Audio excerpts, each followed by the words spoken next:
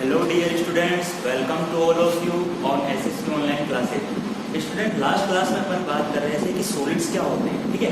उसके बाद अपन ने बात की कि सॉलिड्स का जनरल कैरेक्टरिस्टिक्स, इनकी बेसिक प्रॉपर्टीज क्या होती है, और फिर लास्ट क्लास के एंड में अपन ने बात की थी कि सॉलिड कितने टाइप के होते हैं। यहाँ से अपन बात करेंगे, अपना आज का टॉपिक होगा सॉलिड के डिफरेंसेस, है ना। तो difference between amorphous and crystalline solid, ठीक है। यहाँ से देखो, मैंने इनका आपको ओवरव्यू दे दिया था कि क्या क्या इनकी डेफिनेशन होती है। तो डिफरेंस पे आते हैं फटाफट। तो लिखो, एक तरफ क्रिस्टलाइन सॉलिड और दूसरी तरफ अपन लिखते हैं अमोर्फस सॉलिड। लास्ट क्लास अगर आपने देख लिया तो प्रॉब्लम यहाँ पे नहीं आने वाली है आपको, बिल्कुल भी। शेप में बताओ, शेप इनका था, इनका बिल्कुल क्या था, क्रिस्टलाइन सॉलिड का डेफिनेट शेप। ये डेफिनेशन में बात की थी, ये इसको अपन क्या बोल सकते हैं, रेगुलर, ठीक है। अगर इधर बात करें अपन अमोर्फस सॉलिड का, तो ये क्या होता है, इररेगुलर शेप वाले होते हैं। क्या होता है इनका, इररेगुलर शेप। अगर यहाँ पे क्लीवेज की बात की जाए स्टूडेंट्स, क्लीवेज मतलब अगर इनको अपन किसी शार्प टूल से काटे क्रिस्टलाइन सॉलिड, तो इनके जो कटने के बाद क्रिस्टल्स होंगे वो बिल्कुल वेल मैनर में, शेप्ड में, या उनका जो शेप होगा वो बिल्कुल कैसा होगा, बिल्कुल वेल मैनर होगा, है ना। तो अपन यहाँ पे क्या लिखेंगे, when it cuts with a sharp tool then split into well shaped crystal। काटने के बाद इनके जो क्रिस्टल होंगे वो बिल्कुल वेल शेप्ड होंगे, ठीक है। इसके बाद अगर बात करें इधर, इनके जो क्रिस्टल्स होंगे पूरी लाइन आप लिख देना, और ये कैसे होंगे, irregular shaped crystals. Irregular shaped crystal करने का मतलब सभी क्रिस्टल का जो शेप होगा वो एक जैसा नहीं होगा, ठीक है। अगर बात करें मेल्टिंग पॉइंट की, तो यहाँ पे अपन क्या बोलेंगे, भाई क्रिस्टलाइन सॉलिड है, इनका जो मेल्टिंग पॉइंट होता है वो शार्प होता है। क्या बोलोगे, मेल्टिंग पॉइंट क्या होता है, शार्प होता है। और इनमें जो मेल्टिंग पॉइंट होता है वो एक रेंज में होता है, have a range of temperature, ठीक है। कहने का मतलब देखो, कोई क्रिस्टलाइन सॉलिड है, ठीक है, अगर हम उसको मेल्ट करेंगे तो वो बिल्कुल एक पर्टिकुलर जैसे 70 डिग्री सेल्सियस पे ही मेल्ट हो जाएगा। जबकि इसमें क्या होगा, इनका जो टेम्परेचर का जो रेंज होगा वो, जैसे रेंज का मतलब 70 डिग्री से 80 डिग्री सेल्सियस तक इनका रेंज लाई करेगा, रेंज में होगा इनका मेल्टिंग। सॉलिड स्टार्ट करेगा मेल्ट होना 70 डिग्री सेल्सियस पे, खत्म कहाँ होगा, बिल्कुल लिक्विड में कन्वर्ट कब होगा, 80 डिग्री पे जाके। दिस मीन्स इनमें जो मेल्टिंग पॉइंट होगा वो एक रेंज में। अगर बात करें सिमेट्री, तो सिमेट्री होती है वो इनकी डेफिनेट होती है। क्यों, क्योंकि इनका शेप भी क्या होता है, डेफिनेट। और इधर बात करें तो यहाँ पे अपन लिख सकते हैं नॉन डेफिनेट, ठीक है। ये इतने पॉइंट को आप लिखो, फिर इसके आगे अपन लिखते हैं। कुछ नहीं बोला, शेप क्या होगा, डेफिनेट होगा। क्लीवेज, इनको जब काटेंगे तो ये बिल्कुल एक वेल शेप्ड क्रिस्टल में टूट जाएंगे। शार्प होता है, सिमेट्री डेफिनेट होती है। खत्म बात। इसके बाद नेक्स्ट पॉइंट पर आते हैं जो इम्पोर्टेंट है, उसको थोड़ा फोकस करना चाहिए। नेचर की बात करना, ये इम्पोर्टेंट पॉइंट होगा, ये आपको मेंशन करना है। आरबीएससी ने पूछा था, है ना, आरबीएससी 2020 में आया था, ये भी आया था। इस लाइन में था नेचर। अगर नेचर की बात करें तो ये कैसे होते हैं, एनआइसोटॉपिक इन नेचर। क्या होते हैं, एनआइसोटॉपिक इन नेचर। और ये कैसे होते हैं, आइसोटॉपिक इन नेचर। ध्यान दीजिए, एनआइसोटॉपिक का मतलब क्या है, एनआइसोटॉपिक का मतलब क्या बोलेंगे अपन, देखो अगर अपन बात करें फिजिकल प्रॉपर्टी, तो यहाँ पे अपन मीनिंग लिख सकते हैं, है ना। ये आपको नोट्स में लिख जाएगा, डिफरेंट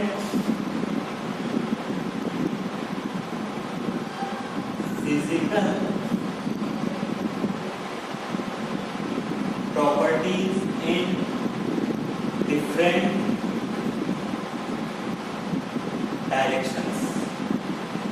ठीक है, जो फिजिकल प्रॉपर्टी होगी वो अलग अलग डायरेक्शन में अलग अलग होगी क्रिस्टलाइन सॉलिड्स में, और ऐसा नेचर क्या कहलाता है, एनआइसोटॉपिक, है ना। तो एनआइसोटॉपिक नेचर किसका होता है, क्रिस्टलाइन का। देखो फिजिकल प्रॉपर्टीज जैसे सच एज थर्मल एक्सपेंशन बोल रहे, right, thermal expansion, refractive index, ये सारी जो प्रॉपर्टीज होंगी ये डिफरेंट डायरेक्शन में डिफरेंट होंगी, है ना। अगर बात करें आइसोटॉपिक तो इसमें क्या होगा, same physical properties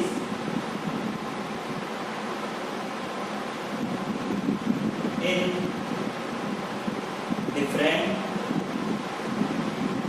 directions. Different direction में फिजिकल प्रॉपर्टी सभी क्या होंगी, सेम। जैसे अपन ऐसे जाएंगे तो यहाँ पर भी जो रिफ्रैक्टिव इंडेक्स सेम होगा, अमोर्फस सॉलिड का ऐसे जाएंगे तब भी रिफ्रैक्टिव इंडेक्स सेम होगा।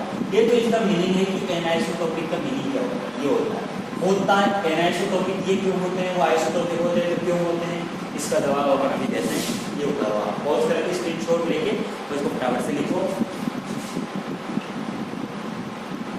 चलें, देखो एनआइसोटॉपिक नेचर क्यों होता है, आइसोटॉपिक नेचर अमोर्फस का क्यों होता है, तो इसको आप लिख लो, ड्यू टू, बहुत इंपॉर्टेंट पॉइंट है ये, बुक में नहीं मिलेगा, regular arrangement of constituent particles. जो कॉन्स्टिट्यूएंट पार्टिकल्स होते हैं उनका अरेंजमेंट रेगुलर होता है in case of crystalline solid, that's why इनमें जो नेचर होता है वो कैसा होता है, एनआइसोटॉपिक। अभी बता देंगे इसको कैसे हुआ, और इधर क्या लिखोगे, due to irregular arrangement of constituent particles. जो कॉन्स्टिट्यूएंट पार्टिकल्स होते हैं उनका इर्रेगुलर अरेंजमेंट होता है, इसलिए इनमें जो फिजिकल प्रॉपर्टीज होती है वो सभी डायरेक्शंस में सेम होती है और उसे अपन आइसोटॉपिक कहते हैं। देखो इसका मतलब क्या है, इसे सपोज कॉन्स्टिट्यूएंट पार्टिकल का ये हो गया आपका रेगुलर अरेंजमेंट, रेगुलर है, यहाँ पे ये ऐसा है, एक लेयर अपन और बना दें इसकी, ए बी और हो गया। अब ध्यान दो, सपोज अगर अपन इधर चले, यहाँ पे अरेंजमेंट क्या मिल रहा है, डी ए बी, है ना।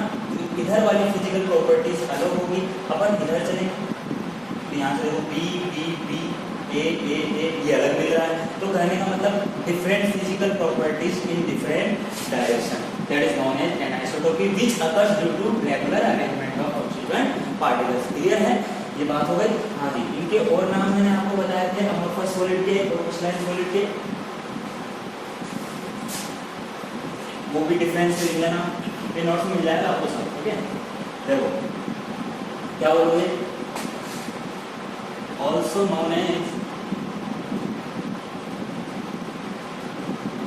ट्रू सॉलिड्स, क्या बोलते हैं इनको, ट्रू सॉलिड्स बोलते हैं। और इनको ऑल्सो नोन एज, जो मैंने बताया आपको लास्ट क्लास में, क्या, सूडो सॉलिड्स और सुपर कूल्ड लिक्विड्स।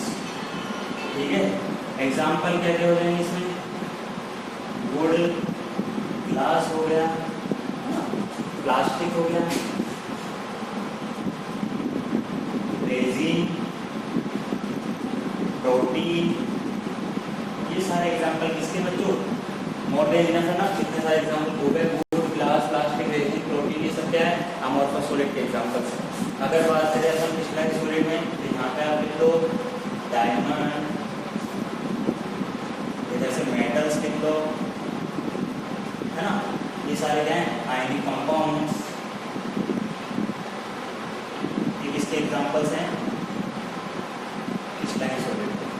ये सारी बात आपका डिफरेंस इतना मोर देन इनफ होगा।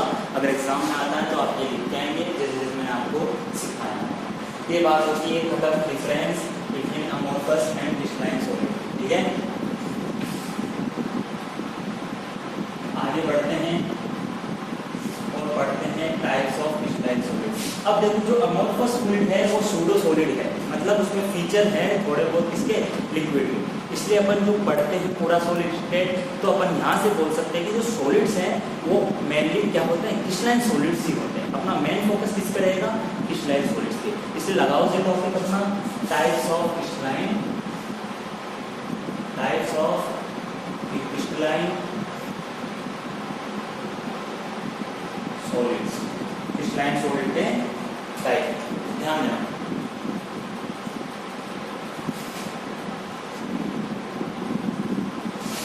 बात करते हैं, टेबल ड्रॉ करते हैं यहाँ पे। देखो टाइप, ठीक है, कॉन्स्टिट्यूएंट पार्टिकल,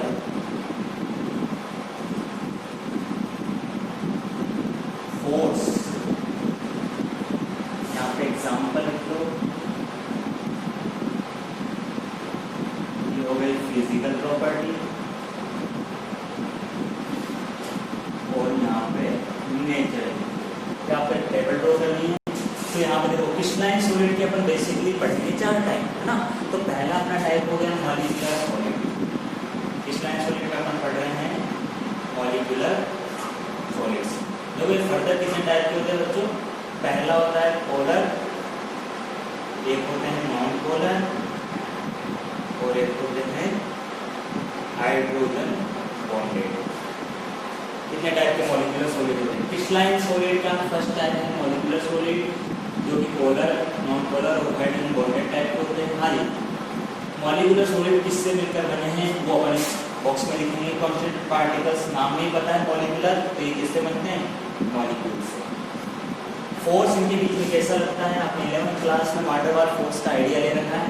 तो पोलर फोर्स किसमें लगता है, डायपोल डायपोल टाइप का होता है ना, पोलर स्पीसीज में डायपोल डायपोल ये फोर्स होगा। नॉन पोलर में आप क्या बोलोगे, डिस्पर्सन फोर्स, ये आपने 11 में पढ़ा होगा, या फिर आपने लंदन फोर्स के नाम से भी इसको सुना होगा। नॉन पोलर में क्या बोलोगे, डिस्पर्सन फोर्स और लंदन फोर्स। हाइड्रोजन बॉन्डेड होंगे तो उसमें ऑब्वियसली कौन सा बॉन्ड होगा, हाइड्रोजन बॉन्ड होगा। अगर एग्जांपल्स की बात करें तो यहाँ पे आप देखना डायपोल डायपोल इंटरेक्शन का एग्जांपल आप पढ़ के आए हो, HCl हो गया, SI या SO2 लिख लो इसको, SO2, ये किसके हो गए, डायपोल डायपोल के एग्जांपल हो गए। डिस्पर्सन लंदन फोर्स में आप लिख low carbon tetrachloride, CCl4, Ar etcetera, ये क्या है, इसके एग्जांपल हो रहे, ठीक है, ये हो गए। अब फिजिकल प्रॉपर्टीज की बात करते हैं। तो फिजिकल प्रॉपर्टी में अगर बोलेंगे कि इनका नेचर हार्ड होता है, सॉफ्ट होता है, ध्यान देना जी, ये देखो सॉफ्ट टाइप के होते हैं ना, ये भी सॉफ्ट होते हैं, और हाइड्रोजन बॉन्ड काफी स्ट्रॉन्ग होता है तो ये हार्ड होते हैं। हाइड्रोजन बॉन्ड में आप एग्जांपल लेना H2 आइस, पढ़ा होगा आपने वाटर का केज लाइन स्ट्रक्चर, कौन सा बॉन्ड होता है, हाइड्रोजन बॉन्ड होता है। नेचर कैसा हो गया, हार्ड हो गया, सॉरी इसमें फिजिकल प्रॉपर्टी में क्या हो गया, ये हार्ड टाइप होंगे, इनका होगा सॉफ्ट और ये भी सॉफ्ट होगा। आज नेचर में जैसे बात करते हैं तो ये सबके सब क्या होते हैं, इंसुलेटर, मतलब ये कंडक्टिविटी राइज नहीं कर सकते, सबके सब क्या होंगे, इंसुलेटर होंगे, ऑल थ्री। पहले होता है मॉलिक्यूलर सॉलिड्स कैसे होते हैं, इंसुलेटर टाइप होते हैं। कॉन्स्टिट्यूएंट पार्टिकल क्या होता है, मॉलिक्यूल्स होते हैं, ये टाइप के होते हैं। पोलर मॉलिक्यूलर सॉलिड्स और कौन सा होगा, डायपोल डायपोल, एग्जांपल ही हो गए। फिजिकल प्रॉपर्टी जैसे भी सॉफ्ट होंगे, नेचर इंसुलेटर। इस टाइप से अपना पहला खत्म होता है मॉलिक्यूलर सॉलिड्स। नेक्स्ट अपन बात करते हैं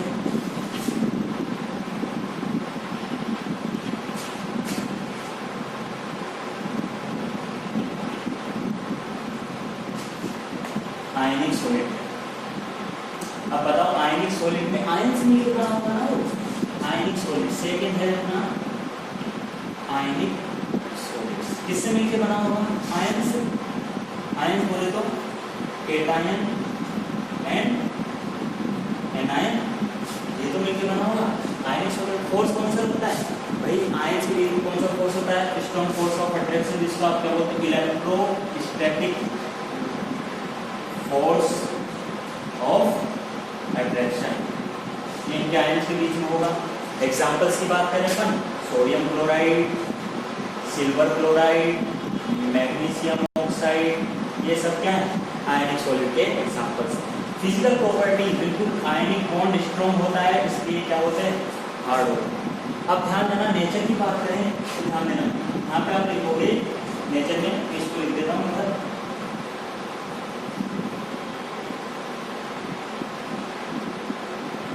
ध्यान देना, ये इंसुलेटर होते हैं solid form, insulator in solid state, insulator होते हैं कौन सी स्टेट में, सॉलिड स्टेट में, बट कंडक्टर इन एक्वस और मोल्टन स्टेट। कहने का मतलब सॉलिड फॉर्म में तो ये इंसुलेटर होंगे, एक्वस फॉर्म में ये कैसे होंगे, कंडक्टर। क्यों, क्योंकि जैसे ही एक्वस फॉर्म में आएंगे तो इनके आयंस होंगे दूर दूर हो जाएंगे और वो फ्लो करने लगेंगे, और आयन फ्लो करता है तब चार्ज को क्या करता है, कंडक्टिविटी को क्या करता है, राइज करता है। इसलिए इंपॉर्टेंट बात है, नेचर में क्या होगा, इंसुलेटर होंगे सॉलिड फॉर्म में, कौन से सॉलिड, आयनिक सॉलिड। यही सॉलिड एक्वस स्टेट में क्या हो जाते हैं, कंडक्टर की जैसे, और स्ट्रॉन्ग फोर्स होता है अपना इलेक्ट्रोस्टैटिक फोर्स, दैट्स व्हाई ये कैसे होते हैं, हार्ड होते हैं। आई बात समझ में। थर्ड जो है अपना वो हो गया मेटालिक सॉलिडिटी।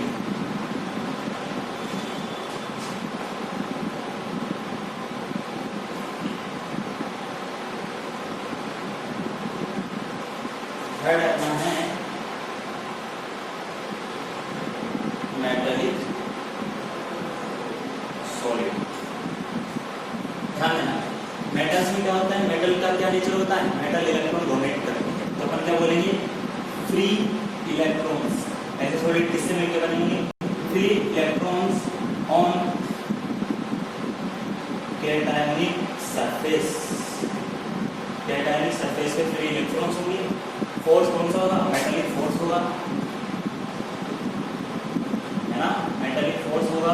एग्जांपल्स की अपन बात करें तो मेटल्स के एग्जांपल आयरन ले लो, कॉपर, है ना, सिल्वर एक्सेट्रा, ये सब क्या है, मेटल के एग्जांपल बोले।